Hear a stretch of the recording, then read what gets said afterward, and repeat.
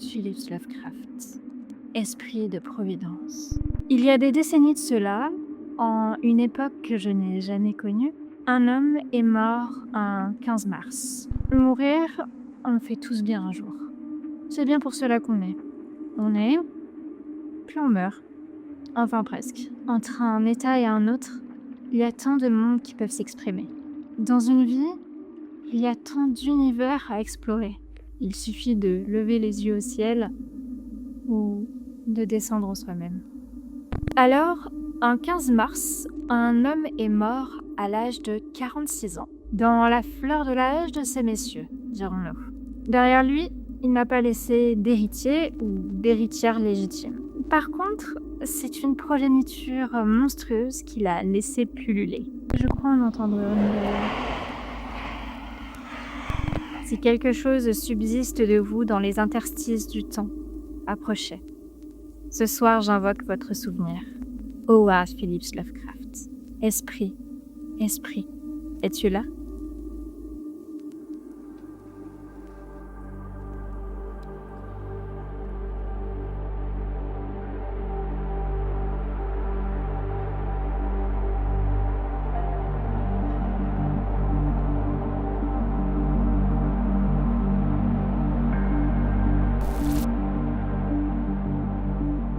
J'ai souvent parlé de Lovecraft et de son œuvre, et je compte le faire pendant encore un petit moment, car disons que son univers est un vaste terrain de jeu, que j'ai encore le loisir à explorer. En votre compagnie d'ailleurs, Argonautes. Mais je ne lui ai jamais vraiment laissé la parole, l'espoir de se présenter. Alors ce soir, à l'anniversaire de sa mort, je vais laisser son esprit parler de lui, de son histoire. Je vais le laisser faire le résumé et le constat de son œuvre. Qu'a-t-il apporté à notre monde en invitant les siens? Ce soir, pour l'anniversaire de sa mort, ce n'est pas son entourage que j'invoque.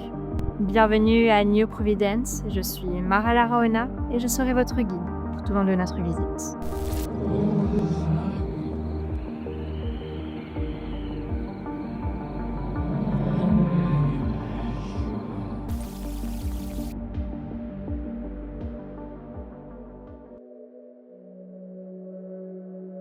Howard Phillips Lovecraft est né le 20 août 1890 à Providence, dans le Rhode Island. Il voit le jour dans une famille qui appartient, encore en apparence, à la bonne bourgeoisie de la Nouvelle-Angleterre.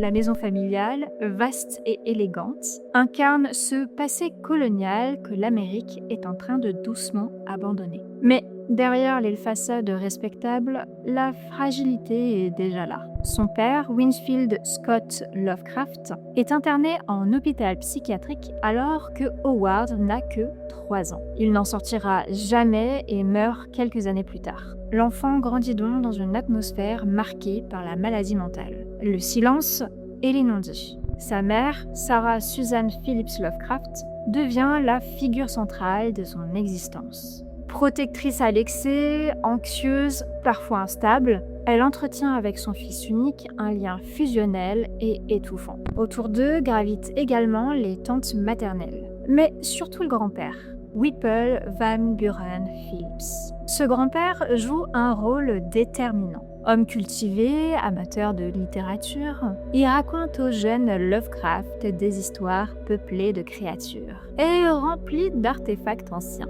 C'est lui qui nourrira en premier son imaginaire et l'initie à une forme d'horreur plus atmosphérique que spectaculaire, sans vraiment s'en rendre compte d'ailleurs.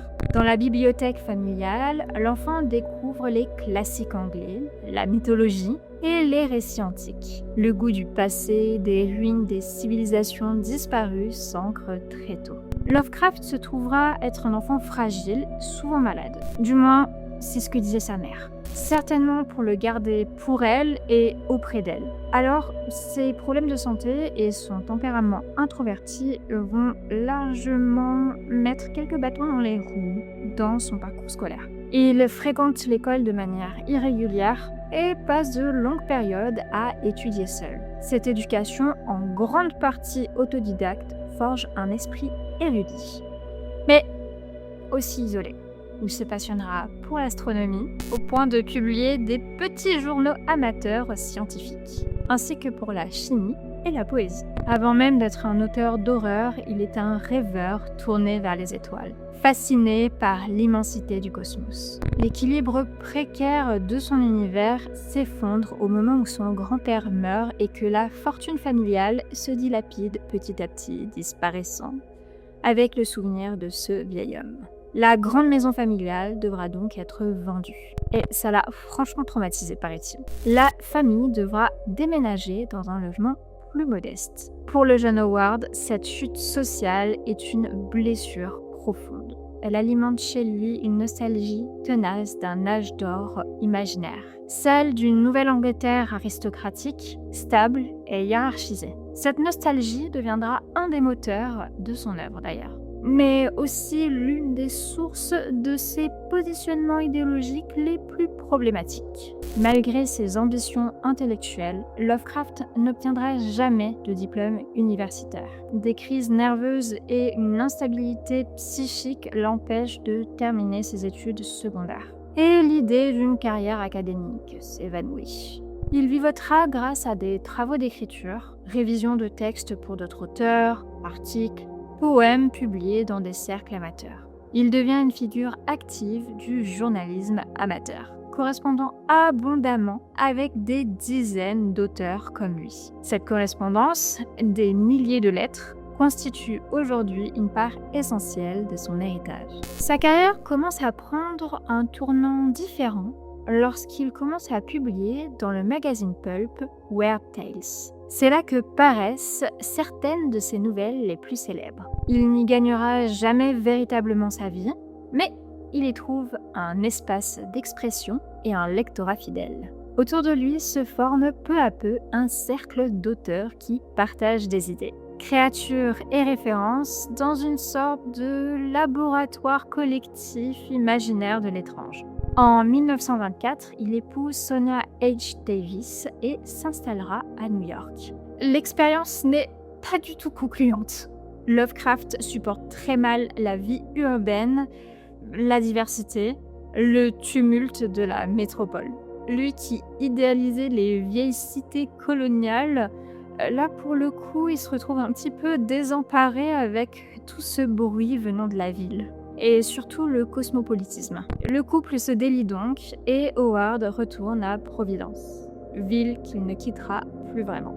Ce retour est à la fois un échec personnel, mais aussi le début de sa période la plus féconde. Installé dans une relative pauvreté, vivant de peu, il écrit pourtant certaines de ses œuvres majeures. Isolé socialement, souvent malade, il développe une vision du monde de plus en plus sombre. L'humanité lui apparaît fragile, insignifiante à l'échelle cosmique. Le 15 mars 1937, il rendra son dernier souffle, mourant d'un cancer intestinal après des mois de souffrance. Il n'a que 46 ans. Il n'a publié aucun livre de son vivant chez un éditeur.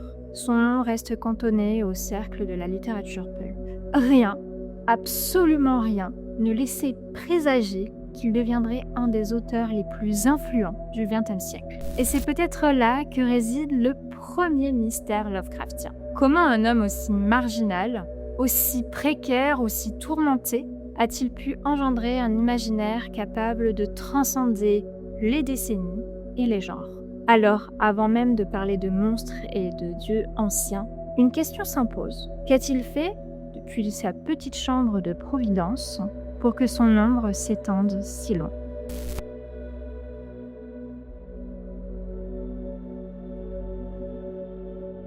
Lovecraft n'a jamais parlé du mythe de Cthulhu comme d'un ensemble structuré et conscient. Cette expression, aujourd'hui devenue presque évidente, sera formulée après sa mort, notamment par August Derleth, qui cherchera à organiser et codifier l'univers laissé par son ami. Mais réduire l'apport de Lovecraft à une simple cosmogonie serait une erreur. Ce qu'il met en place, souvent de manière intuitive et fragmentaire, est en réalité une révolution narrative. Pour la première fois, un auteur ne se contente pas de raconter des histoires isolées. Lovecraft bâtit un univers partagé, dans lequel des lieux, des livres interdits, Des entités et des concepts reviennent d'un récit à l'autre. Arkham, Innsmouth, le Necronomicon, les grands anciens, rien n'est totalement expliqué. Mais tout semble relié. Le lecteur a l'impression de contempler un puzzle incomplet, dont il ne possède que quelques pièces, et c'est précisément cette incomplétude qui favorise l'angoisse. En 1928, Lovecraft écrit The Call of Cthulhu, texte fondateur qui cristallise cette vision. Cthulhu y apparaît comme une entité venue des profondeurs, endormie dans la cité engloutie de Hylia. Mais contrairement aux figures traditionnelles de l'horreur, Cthulhu n'est ni maléfique au sens moral, ni animé d'une volonté de destruction ciblée. Il n'est pas un démon biblique, ni une incarnation du péché, ni même un antagoniste au sens classique. Il existe, tout simplement, à une échelle qui dépasse totalement l'entendement humain. Et c'est là que Lovecraft opère une bascule fondamentale. Jusqu'alors, l'horreur reposait sur la transgression morale, la culpabilité, la punition divine ou la folie individuelle. Chez lui, la peur ne vient pas d'une faute commise par l'homme, mais de sa condition même. L'humanité n'est plus au centre de l'univers. Elle n'est pas l'aboutissement de la création. Elle est accidentelle, tardive, fragile, presque insignifiante à l'échelle cosmique. Ce principe irrigue l'ensemble de son œuvre. Dans At the Mountain of Madness, Lovecraft imagine une expédition scientifique découvrant les vestiges d'une civilisation extraterrestre bien plus ancienne que l'humanité. La révélation n'est pas seulement archéologique, mais également existentielle. L'homme n'est pas le premier et il ne sera certainement pas le dernier. Ce savoir, loin d'éclairer, détruit les certitudes et mène au désespoir. Dans The Shadow over Innsmouth, il brouille volontairement les frontières entre l'humain et l'inhumain. La monstruosité n'est plus extérieure, elle est héréditaire, inscrite dans le sang. Le protagoniste découvre que l'altérité qu'il redoutait est en réalité une part de lui-même. Là encore, la véritable horreur n'est pas la créature, mais la connaissance de ce que l'on est réellement. Avec The Dunwich Horror, l'auteur introduit Yog-Sothoth, entité qui existe en dehors de l'espace et du temps, omnisciente et omniprésente. Ce dieu n'agit pas comme une divinité classique. Il est la clé, un principe cosmique, une porte vers une réalité que l'humain ne peut supporter. Ceux qui cherchent à comprendre finissent irrémédiablement brisés. L'apport fondamental de Lovecraft tient dans cette vision que l'on nommera plus tard le cosmicisme. Une philosophie implicite, jamais vraiment formulée, mais omniprésente dans ses récits. L'univers y est vaste, ancien, indifférent aux préoccupations humaines. Il n'y a pas de sens caché, de justice cosmique, pas de réconfort métaphysique. La connaissance n'émancipe pas, elle condamne. Plus on comprend, plus on réalise que l'humanité est insignifiante et condamnée. Lovecraft n'essaye pas d'effrayer par le sang, la violence ou le choc visuel. Son horreur est progressive, intellectuelle, presque abstraite.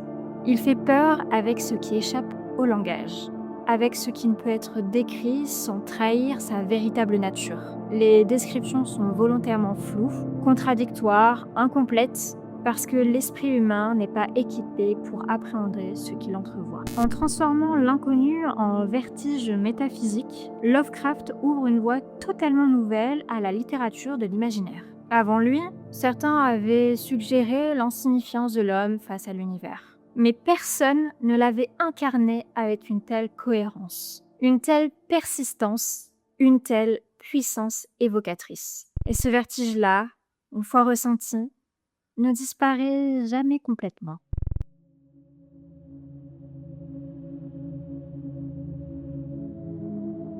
Lorsque Howard Phillips Lovecraft meurt le 15 mars 1937, il laisse derrière lui une œuvre dispersée dans des magazines pulp et une réputation limitée à un cercle d'initiés. Il n'a ni fortune ni reconnaissance institutionnelle. Pourtant, son imaginaire va survivre et même prospérer d'une manière que peu d'auteurs auraient pu anticiper. Avec le temps, Ses créations cessent d'appartenir uniquement à ses récits pour devenir de véritables archétypes culturels. Les grands anciens, les cités englouties, les livres interdits, la folie née de la connaissance, autant d'éléments qui se détachent progressivement de l'auteur pour irriguer l'imaginaire collectif.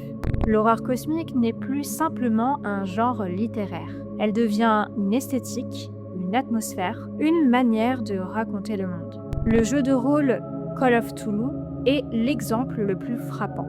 Ici, les joueurs n'incarnent pas des héros triomphants, mais des enquêteurs fragiles confrontés à des vérités qui les dépassent. La mécanique même du jeu intègre la perte de santé mentale, traduisant l'idée Lovecraftienne que certaines révélations ne peuvent être supportées sans conséquence. Le joueur ne cherche pas à vaincre le cosmos. Il tente simplement de survivre à la prise de conscience. Dans le jeu vidéo Bloodborne, l'influence est plus diffuse mais tout aussi profonde. Ce qui commence sur un univers gothique teinté de chasse aux monstres se transforme progressivement en un cauchemar cosmique, révélant des entités supérieures, anciennes et incompréhensibles. La structure narrative elle-même épouse les principes Lovecraftiens. Plus le joueur comprend, plus l'horreur s'élargit. Le cinéma, lui aussi, s'est emparé de cet héritage. Des films comme The Thing ou Annihilation ne sont pas des adaptations directes de Lovecraft, mais ils portent clairement l'empreinte. On y trouve l'altérité radicale, la contamination, la dissolution de l'identité humaine face à quelque chose qui vient d'ailleurs. L'ennemi n'est pas simplement monstrueux, il est incompréhensible et c'est cette incompréhension qui génère l'angoisse. En littérature, l'influence est tout aussi manifeste. Stephen King a reconnu publiquement la dette qu'il devait à Lovecraft, notamment sa manière d'ancrer l'horreur dans des lieux précis et des mythologies personnelles qui s'étendent d'un récit à un autre. D'autres auteurs contemporains, que cela soit dans la fantasy ou la science-fiction, ont repris que l'univers est plus vaste, plus ancien et plus indifférent qu'on veuille bien l'admettre. Mais au-delà des œuvres explicites inspirées, l'empreinte de Lovecraft se manifeste à chaque fois qu'un récit affirme que l'humanité n'est peut-être pas au sommet de l'échelle cosmique. Chaque fois qu'un récit évoque des créatures englouties là bien avant l'humanité. Chaque fois que la connaissance devient un danger plutôt qu'un salut. Cette idée que comprendre peut détruire est devenue un ressort narratif central dans de nombreux genres. Il y a là un paradoxe. Lovecraft, homme souvent perçu comme solitaire, mais ses correspondances nous font mentir, souvent replié sur lui-même, a créé un des univers les plus collaboratifs de la littérature moderne. De son vivant, déjà, il encourageait ses correspondants à réutiliser ces créatures, à mentionner le Necronomicon, à faire exister Yog-Sothoth ou Azathoth dans leur propre récit. Il ne protégeait pas jalousement son panthéon. Il le laissait se propager. Cette ouverture a permis à son œuvre de devenir un terrain de jeu collectif, un mythe moderne en constante expansion. Aujourd'hui, Cthulhu dépasse largement le cadre de la littérature de l'horreur. Il est devenu une icône visuelle immédiatement reconnaissable. Tentacules, ailes membraneuses, silhouette titanesque. On le retrouve décliné en figurines, en jeux de société, en illustrations humoristiques, en même circulant sur Internet. L'entité censée incarner l'insignifiance de l'humanité est devenue un produit culturel, presque attendrissant dans certaines représentations. Le meilleur ami qu'on a tous envie d'avoir, même s'il prend un petit peu de place. Et c'est peut-être l'ironie ultime. L'auteur qui affirmait que l'homme n'avait aucune importance dans l'univers a vu sa création devenir omniprésente dans la culture populaire. Comme si, malgré lui, il avait réussi à prouver quelque chose, une chose essentielle. Les mythes modernes ne naissent pas des certitudes rassurantes, mais des vertiges qui nous dérangent. Lovecraft n'a peut-être pas conquis le monde de son vivant, mais son imaginaire, lui, a colonisé le nôtre.